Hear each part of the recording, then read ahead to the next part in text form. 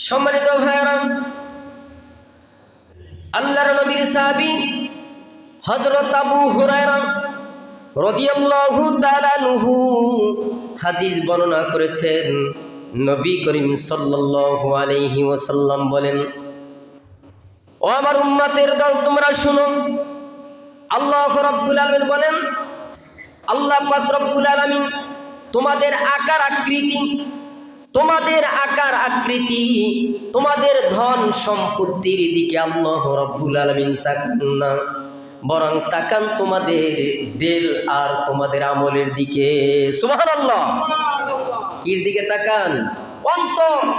অন্তরে কি বিরাজ করছে। আজকে এখানে আমরা অনেক মানুষ, অনেক মন, কার মনে কি জল্পনা কল্পনা একমাত্র আপনি জানেন, আর কে জানে? আল্লাহ জানেন। ভাইয়ের আমার, আল্লাহর নবী বলেছেন, আল্লাহ পাক রব্বুল আলামিন তোমাদের চেহারা সুরাত, তুমি কালো তুমি পরিষ্কার, এর দিকে আল্লাহ পাক রব্বুল আলামিন তাকান না। তোমাদের অট্টালিকার দিকে আল্লাহ পাক রব্বুল আলামিন তাকান না। আল্লাহ রব্বুল আলামিন বিচার করেন তোমার এই অন্তরের মধ্যে কি জল্পনা কল্পনা এবং তোমার আমল। আল্লাহ রব্বুল আলামিনকে সন্তুষ্টি করার জন্য তোমার মনটা ঠিক করতে হবে এবং তোমার আমল সুন্দর করতে হবে। যার আমল যত সুন্দর, ওই বান্দা আল্লাহ পাকের কাছে সবচাইতে বেশি মর্যাদাবান। সুবহানাল্লাহ। এখন আমরা এই হাদিস দ্বারা কি বুঝলাম? অন্তর দিকে আল্লাহ তাআলা তাকান এবং আমলের দিকে। কারণ এই অন্তরে একটা জল্পনা কল্পনা, কাজে আর একটা, এরকমের জন্য না হয়। আপনার অন্তরে যেটা সায় দিবে ওই কাজটাই আপনি করবেন, ওই কাজটিই করবেন এবং সুন্দর আমল করবেন, আমলটা পরিপাটি করবেন। যার আমল যত সুন্দর, ওই বান্দা তত সুন্দর। আল্লাহ পাকের সবচাইতে মাহবুব বান্দা ওই লোকটাই। এই মাহবুব বান্দা হওয়ার মতো আল্লাহ রাব্বুল আলামিন যেন তৌফিক দান করেন। চিল্লাই বলুন আমিন।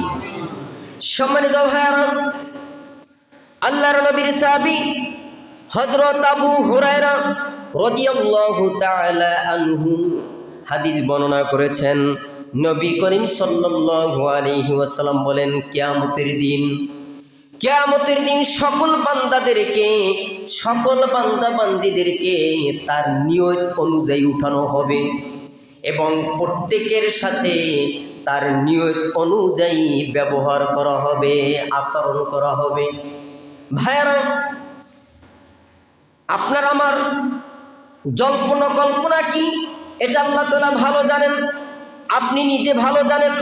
আজকে জুমার নামাজ আদায় করার জন্য এসেছেন, যদি মনে এটাই থাকে আজকে আমি আল্লাহ তাআলাকে রাজি খুশি করার জন্য জুমার নামাজ আদায় করতে যাই, আল্লাহ পাক রব্বুল আলামিন এই কাজটার মধ্যে, কথার মধ্যে আল্লাহ তাআলা বরকত রেখেছেন।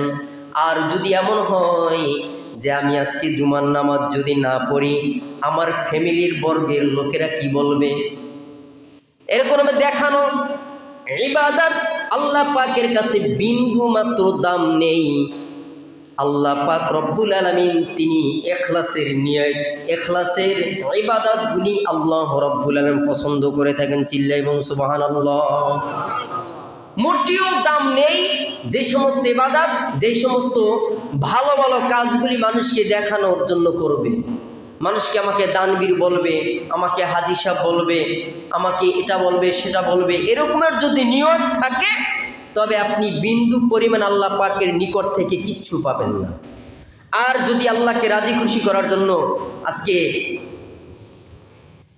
আজকে আমি এই মাদ্রাসাটা করলাম, এখানে আল্লাহ পাকের বান্দারা, ছোট ছোট বাচ্চারা কোরআন হাদিস পড়বে, আল্লাহ পাকের কোরআন পড়বে, নবীর হাদিস পড়বে, একটা সদকায়ে জারিয়া হিসাবে এটা কিয়ামতের আগ পর্যন্ত থাকবে। একটা নিয়ত ভালো থাকবে, এর বিনিময় জাযা, প্রতিফল আপনি দুনিয়াতেও পাবেন, পরকালে তো অবশ্যই পেতেই থাকবেন। সুবহানাল্লাহ। এই নিয়ত খাঁটি করে যেন আমরা সকল কাজ করতে পারি। চিল্লাইয়ে বলুন আমিন।